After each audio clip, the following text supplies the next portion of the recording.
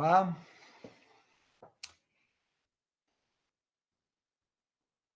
Bom dia a todos. Obrigado pelo convite. Obrigado, Campus. Obrigado, Flora. Obrigado a toda a equipe. E hoje vamos falar da natureza como inspiração, mentor, modelo, né? Como Janine Benus gosta de falar. Nos trabalhos do ateliê, como temos pouco tempo, vou passar direto à apresentação. E vamos repassar uma série de projetos e depois eu gostaria de ter o tempo de receber perguntas de vocês para a gente trocar umas ideias, que eu acho que é a parte mais rica. Ok, vou fazer aqui um share screen e vamos ver um flow de apresentação. Vou ser bastante rápido, tá? Entre os slides, imagino que você já tem desenvolvida, né, bem a capacidade visual, né, de enxergar os projetos. Quem está mais interessado pode consultar no nosso sistema online, também podemos trocar ideia por aqui. Me falam se está visível online os slides. Está sim, está visível. Perfeito. Ok, a natureza é um designer de 3,8 bilhões de anos. Eu gosto quando me perguntam qual é o seu designer que você mais gosta, né? O arquiteto que você mais gosta.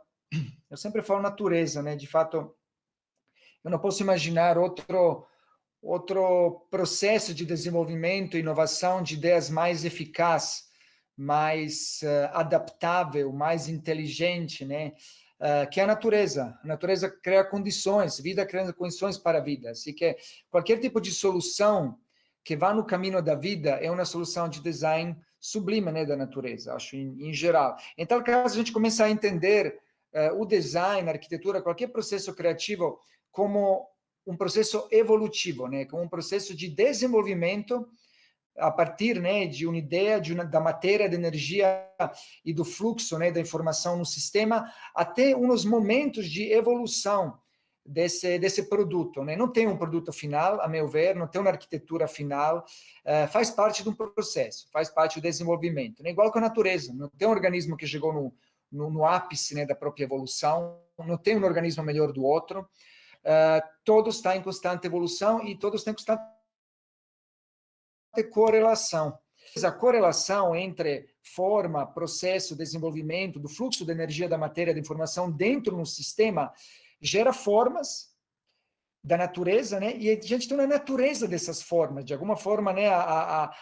Não tem essa dialética modernista, né? Obsoleta o que é importante, a forma, a função. Não existe esta diferença natureza, forma e função, elas viajam juntas, né? Na criação de soluções adaptáveis, resilientes e que geram condições para a vida. Estas formas a gente reconhece como seres humanos, né? A gente tem uma capacidade analítica e cognitiva e matemática de conseguir entender, descrever e até matematizar, né, esses processos. Por exemplo, vocês viram o código Fibonacci, né, a espiral, os fractais, né, numa parte macro e micro, né, na reprodução de um organismo, né, até a organização capilar, né, topográfica e a capacidade, né, de também no mundo orgânico e inorgânico seguir os mesmos princípios de estruturas e de organização da forma. Por exemplo, uma coisa muito conhecida para todos, né, é a parte, né, das nervaturas, né, da ramificação, branching, isso tudo, para quem trabalha, né, com design e arquitetura, reconhece essas estratégias, né, de estruturas que podem ser mimetizadas, podem ser reproduzidas a partir de software paramétricos hoje em dia. Vamos ver um pouco como a gente trabalha com isso, né? Meu estudo, depois de ter me graduado, né, em arquitetura em Veneza, universidade bem modernista, né, bem tradicional nesse sentido, um estudo seguiu na Universidade de Barcelona, no mestrado de arquitetura biodigital e tecnologia interativa na Wiki, né? Um pouco esta é na linha qual eu levo, observar sistemas orgânicos e parametrizar ele de forma digital e analítica em possíveis estruturas arquitetônicas, cenográficas, objetos de design, no formato de output. Para mim não é muito uma questão, né? Se a gente vai fazer uma cenografia, uma arquitetura, ou qualquer outro tipo de produto. Acho que o que interessa é esse processo. Emular é o primeiro tema do qual vou falar. Vamos falar de 3 temas. Vamos falar do emular, né? Vamos falar de imersão, como são os processos imersivos educacionais que a gente cria, como a gente se inspira, e da parte da bioética. Emular fala dos processos de morfogênese das formas que no ateliê a gente executa. O ateliê é uma equipe multidisciplinar, né? São arquitetos, temos parceria com biólogos, designers, enfim, designers gráfico, de produto. A gente colabora com várias áreas, porque para nós o processo de entender e inovar na forma, ou experimentar mais que outra coisa, né? Errar também, né? Faz parte do processo de desenvolvimento. A natureza erra constantemente, tem produtos que não dão certo, eles perecem, e tem novos produtos, novas formas, novas estratégias que vingam, porque se adapta melhor e conseguem dialogar melhor com outros organismos. Por exemplo, esse estudo de nervaturas é um estudo que nos interessa, que a gente consegue ir parametrizando na estrutura bidimensional, nas estruturas tridimensionais, por exemplo, aqui estamos reconhecendo hexágonos e pentágonos, isso na matemática da morfogênese seria o código Voronoi, e isso tudo pode ser parametrizado hoje em dia, né? Pode ser parametrizado a nível de software. A gente usa software paramétrico para descrever umas estratégias naturais de forma simples, muitas vezes até simplificada, muitas vezes muito superficial, às vezes quando a gente tem mais tempo, né, dependendo da encomenda do cliente, que respeite os processos criativos, a gente consegue ir mais em profundidade e chegar a soluções mais desenvolvidas e acho mais inteligentes, inspirados na natureza. Por exemplo, dente de leão, a gente reconhece estruturas nele, né, que a gente pode reproduzir. Esse projeto, né, esta agave, foi a inspiração para esse projeto que a gente realizou uma série de eventos para Heineken, né? Este foi em Inhotim, foram outros em Fortaleza, foram em vários lugares do Brasil. Aqui essa estrutura, por exemplo, é uma estrela feita em bambu, com uma rotação, e essa estrutura de evolução rotativa que cria uma estrutura sinergética. Outro projeto, por exemplo, inspirado no código Voronoi, que é uma das estratégias que a natureza usa direto, no micro e no macro, né? Foi a inspiração para esse outro projeto, né? Esse foi realizado para Everstone, uma empresa de finishing, de acabamentos, né? E essas são uma série de componentes de tiling, são só 6 componentes. O que é interessante ver que nesta repetição, né, de 6 componentes, você não consegue, o teu olho não consegue ver um pattern, né, não consegue ver uma textura repetitiva. Isso são só 6 componentes, que as variações que permite, né, este hexágono modificado são praticamente infinitas, né, entre elas. São finitas, mas são de um número grande que nosso olho não reconhece, e conseguimos chegar a uma estrutura, uma forma orgânica imprevisível nesse caso. Estrutura das folhas, também uma grande inspiração. As folhas, né, conseguem vencer grandes luzes e são muito finas, porque elas trabalham por forma, né? O origami japonês explora isso muito, estuda, né, estas relações entre forma, tensão, compreensão, e como você consegue, com pequenos perfis, vencer grandes aberturas. Isto foi para a TEDx Amazônia, esse foi 10 anos atrás, né, um projeto que a gente realizou. Esse é um papelão craft de 7 milímetros, e são 7 metros de altura, com quase 3 metros de balanço. É uma estrutura autoportante. São 1.000 metros quadrados de cenografia feita só com papel craft, reciclado e reciclável. Ele fez todo o ciclo, né, do material, a origem dele e onde ele foi destinado fez parte de um processo regenerativo, e foi tudo feito só com 2 facas grandes, né, de 2 metros, para criar esses componentes, fitas Hellmann's e prontos. É uma grande cobertura com um pequeno esforço, né, a nível de produção energético e a nível de suporte. Estrela do Mar, um outro organismo super inspirador, né? Aqui a gente se inspirou no sistema pneumático de suporte da estrutura da Estrela do Mar para este projeto de arquitetura inflável. Esse projeto foi realizado em Paraty, onde a gente teve os mesmos problemas de fortes chuvas. Até agora está chovendo muito aqui na Mata Atlântica, de fortes chuvas, né, que dão um momento de compressão na estrutura, e ventos, igual que no mar, o movimento, né, das marés, cria um movimento lateral. E reproduzir, né, imitar os gomos da estrela do mar foi este sistema que a gente usou para a criação deste inflável. Pensem que aqui temos um pé direito de 7 metros e este box truss ele só está suportando os projetores. Toda a estrutura é totalmente autoportante, né? Toda a estrutura se suporta por uma pequena diferença de pressão do ar. Também no material, aqui tem 3 tipos de materiais para também ter uma epidermis, uma pele que tem características de comunicação, deixa passar luz, estrutura, suporte e proteção. Um pouco como a nossa pele, né? A gente tem vários tipos de características.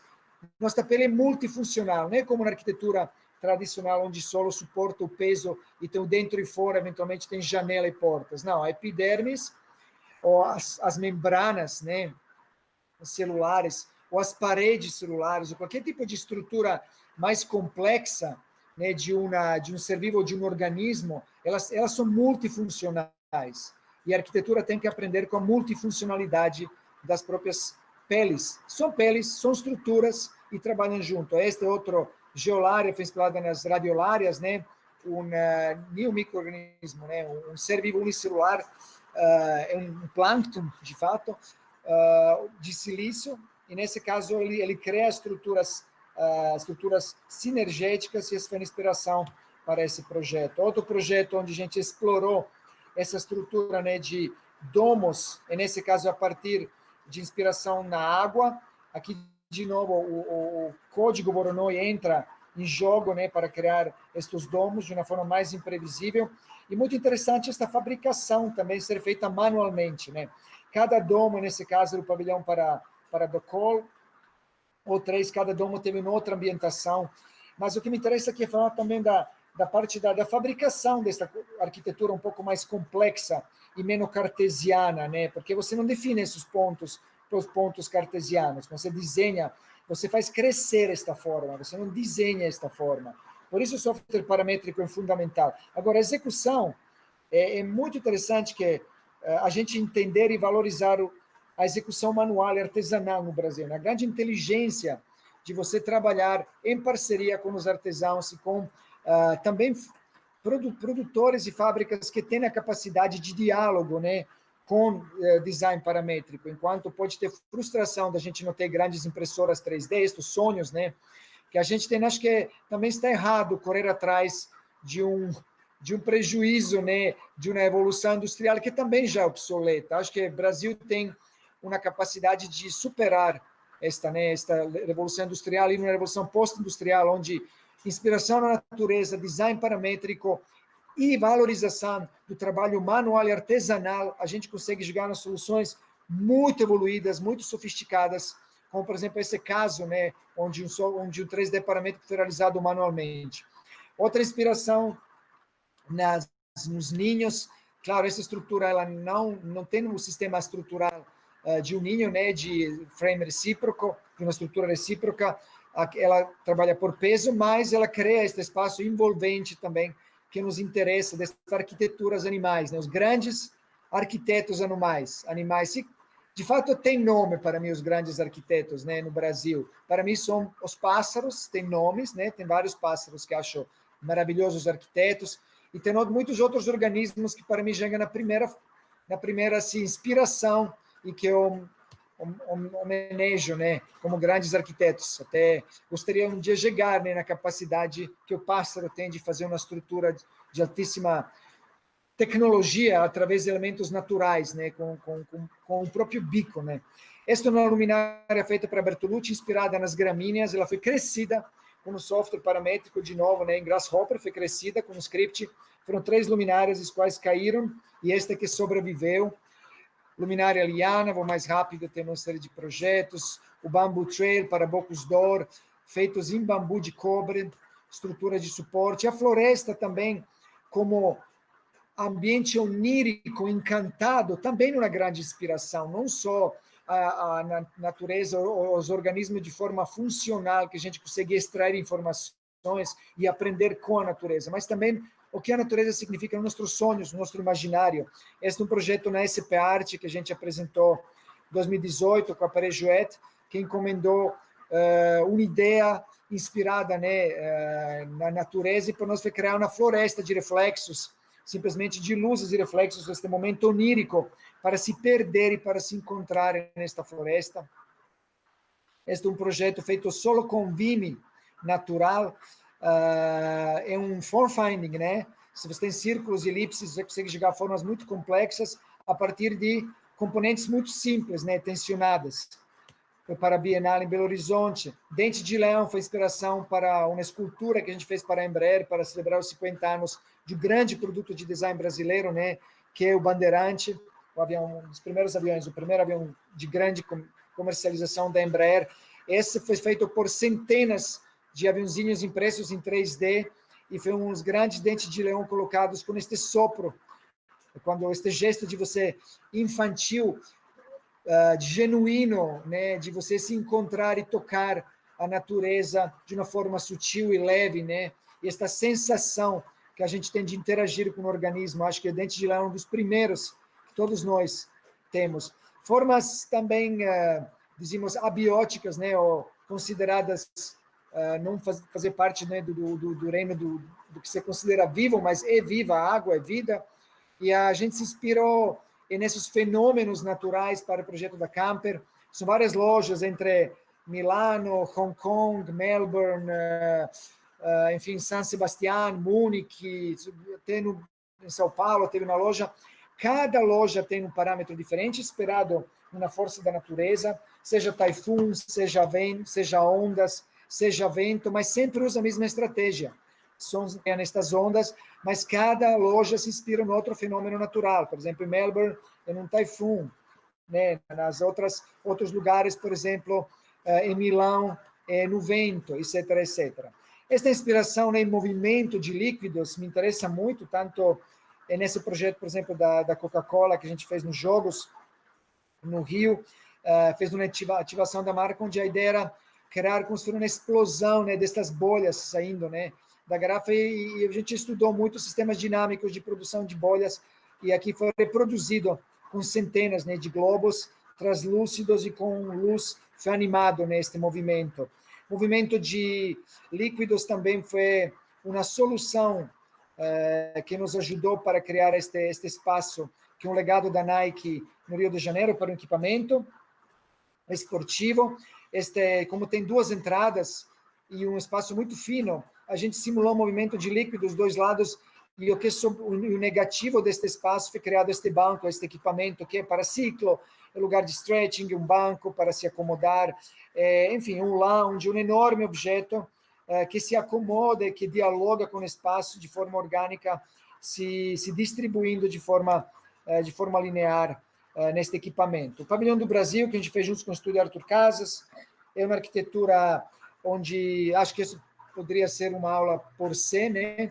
Mas, resumindo, né, é como comunicar a grande, né, inteligência multissensorial do Brasil e dos seus bens naturais e culturais através de uma experiência imersiva e multissensorial, né?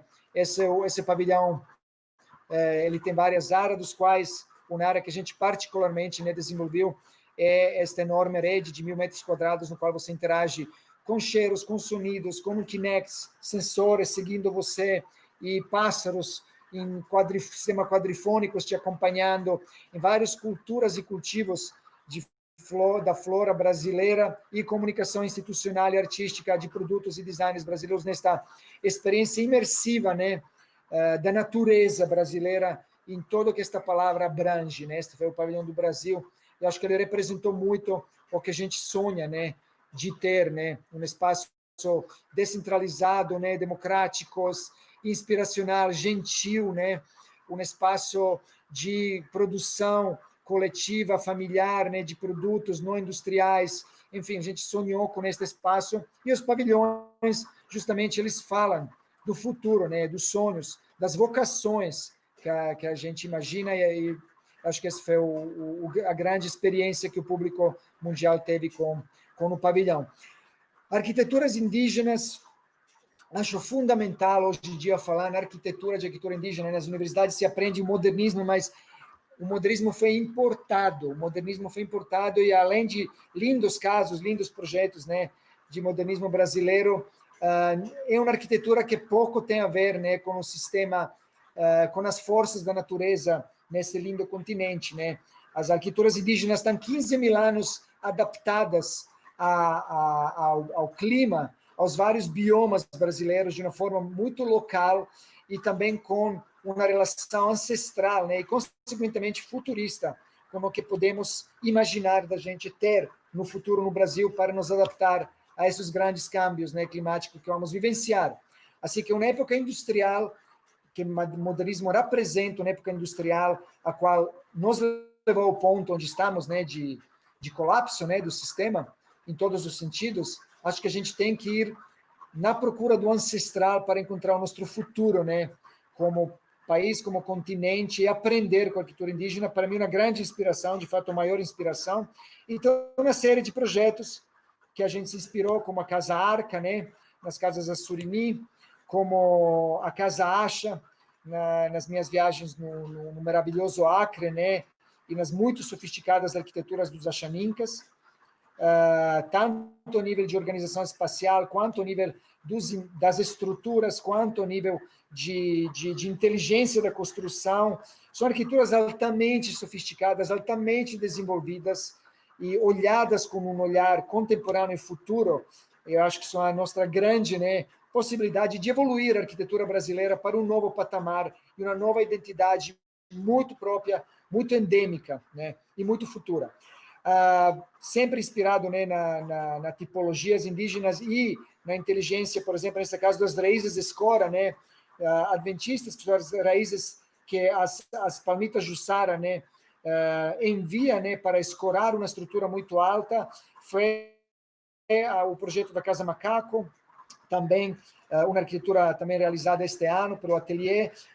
A gente observou, né, onde estamos e como os organismos no lugar onde vamos fazer a casa se adaptam à topografia, né, e a crescimento e altura. E esta foi a inspiração para a realização da Casa Macaco, diretamente inspirada no sistema adaptativo das raízes da Jussara, né, do palmito Jussara, e também uma arquitetura realizada em completa integração com a floresta secundária, né, onde foram plantadas árvores, mas não teve zero remoção de qualquer árvore, e foi uma integração, porque eu considero também que, quando falamos de paisagismo, um outro conceito importado, né, do Ocidente, também não tem sentido falar de paisagismo, a meu ver, no Brasil. A gente pode falar de replantio, de plantar as florestas, de nos integrar com a floresta, de ter florestas produtivas, florestas que criam alimentos, né, de poder a gente catar comida nessas ricas florestas, em vez de criar gramas e decorações,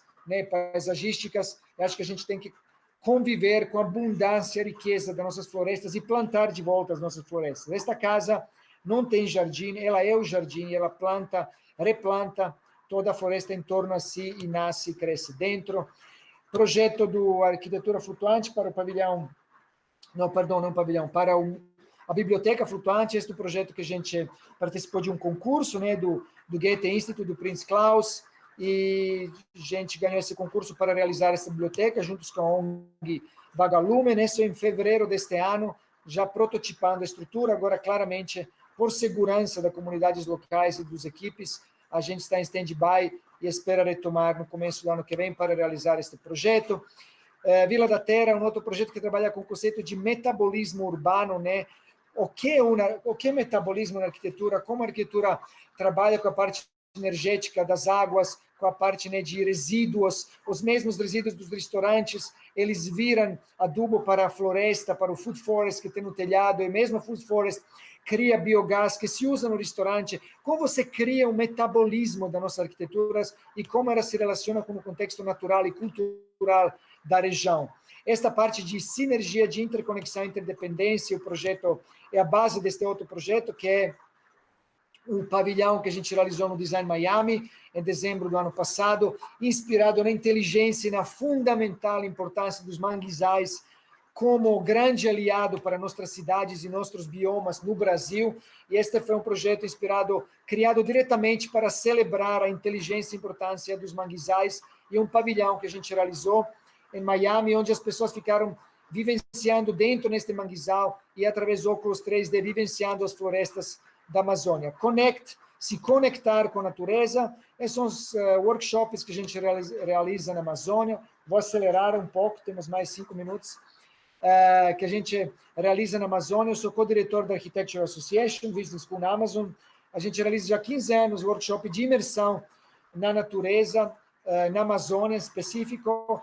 Este ano pulou para o ano que vem, vai ser na Alter do Chão em setembro. Que está interessado está bem-vindo, pedir mais informações, vai ter contato através da universidade, através da Flora. A gente realiza workshops imersivos inspirados num processo onde a gente tem a Alessandra Araújo, como biomimetista, Nacho Martin como diretor do Material System da EA e eu como arquiteto nesse processo de imersão para a gente chegar, às vezes, a resultados muito, muito surpreendentes em 10 dias. Porque quando estamos dentro no contexto natural, criando, o ser humano consegue, eu acho, criar em 10 dias o que consegue em qualquer lugar criar em um mês. E, finalmente, a bioética. Estamos no momento de transformação massiva do mundo, de adaptação, e o ser humano tem a capacidade de se adaptar. Assim que acho que se todas as civilizações até agora se adaptaram às grandes transformações climáticas, se a gente seja sensível, inteligente, antecipadora e colaborativa entre ser humano e todas as outras espécies, a gente vai conseguir fazer esta evolução do sistema centralizado a um sistema descentralizado, a um sistema distribuído e, finalmente, a um sistema de uma evolução da percepção ecossistêmica que eu estou sugerindo, e a minha visão pessoal que a gente está nesse momento, ok? E para fechar, somos um organismo, o planeta Terra é um grande organismo, nós fazemos parte desse organismo, igual que a floresta é um grande superorganismo por trilhões de outros organismos, e nossas células, e nosso corpo está feito por trilhões de organismos. No nosso momento consciente, subconsciente, a gente se conecta com essa inteligência, e aqui eu vou deixar para vocês 3 imagens provocativas de como imaginaria Brasília 2030, toda a parte central, agroflorestas, os funcionários poder trabalhar nessas agroflorestas para se conectar com os processos regenerativos, o Rio Pinheiros totalmente restaurado, essas veias da cidade, para a gente limpar as veias da nossa cidade, limpar e se conectar e se curar, né, também como ser humano para um futuro regenerativo. São Paulo 2030 virando de novo uma grande agrofloresta, uma grande mata atlântica produtiva, viva, interconectada, e uma arquitetura para todas as espécies, não só para o ser humano, porque só se nos conectamos e se projetamos as nossas arquiteturas para todas as espécies, a gente tem um futuro como espécie humana, e este futuro está aqui. Obrigado. Vamos para perguntas.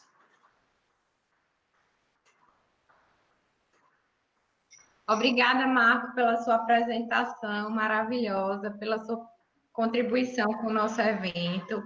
A gente está, os comentários aqui muito positivos no chat, a gente está assim, já no limite de tempo, mas eu passo só uma questão para você deixar uma despedida, né, uma reflexão final de como é que a gente pode ampliar essas conexões com a natureza nesses tempos de isolamento social. E, mais uma vez, obrigada, e vamos nos manter conectados para futuras atividades aqui, porque o seu trabalho é uma grande inspiração para nós. Ok, acho que... aqui estou com os meus filhos, estamos no live, tá? Apresentando. A gente tem um futuro próspero como humanidade no momento que a gente se conecta e colabora com todas as espécies. A crise social, cultural, política, de saúde, né, estão todas interconectadas com a crise ecológica na qual estamos. Se a gente não se reconectar de forma sutil com todas as espécies e com todos os seres humanos, entendendo que o futuro é colaborativo, que o futuro é interconectado, que o futuro é um sistema sinergético e que a prioridade são todas no mesmo momento, esta é uma evolução de um pensamento ecológico e de nossa capacidade como espécie de evoluir de forma ecológica, não reducionistas e integrada. Todas as nossas crises, tanto sociais quanto são integradas.